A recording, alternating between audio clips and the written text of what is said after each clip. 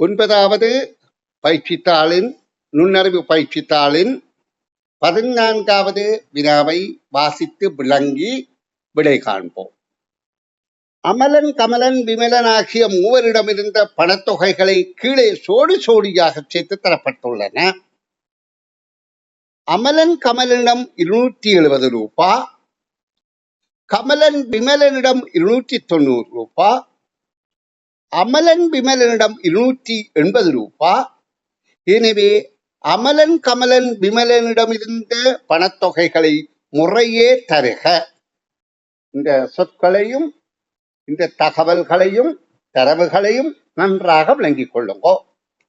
இங்கே 3 பேரிடம் இருக்கின்ற பணத்தொகை தரப்பட்டுள்ளது.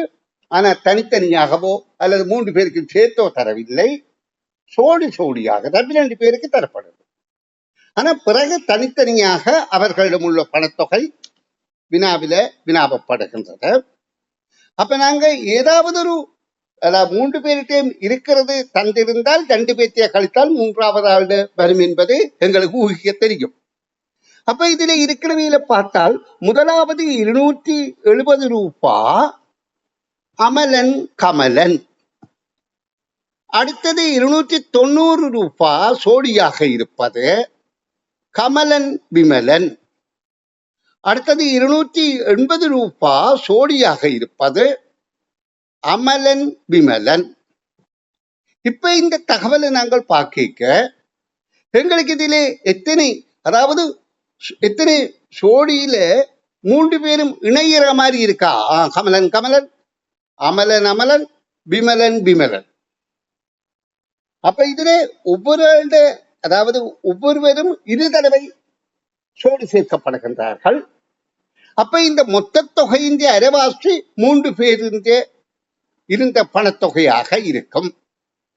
அப்ப இந்த மொத்த தொகையை நாங்கள் கூட்டவும் 270, 290, 280 ஆகிய 3 தொகைகளையும் கூட்டி 2ஆல் வகுத்தால் 3 பேரிடமும் இருக்கின்ற பணத்தொகை வரும்.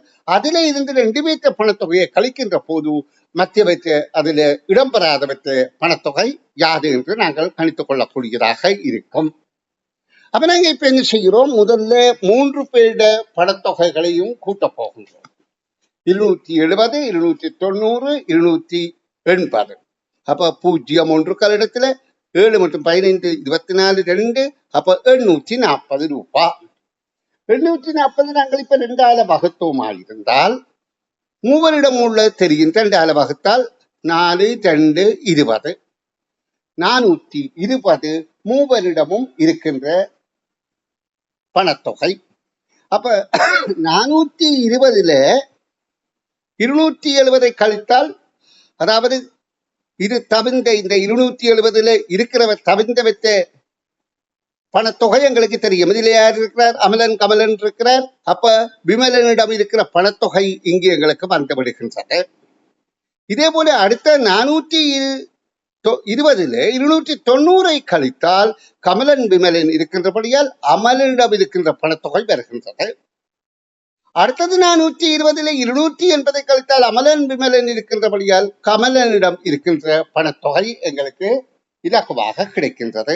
அப்ப கேள்விக்கேற்ப அவர்கள் அமலனிடம் எவ்வளவு, இந்த வருகின்ற தரவுகளை கொண்டு அமலனிடம் எவ்வளவு, முதலாவது அமலன் கேட்கப்படுகிறது, அடுத்து கமலன் கேட்கப்படுகிறது, அடுத்தது விமலன் என விடை அளித்தல் வேண்டும்.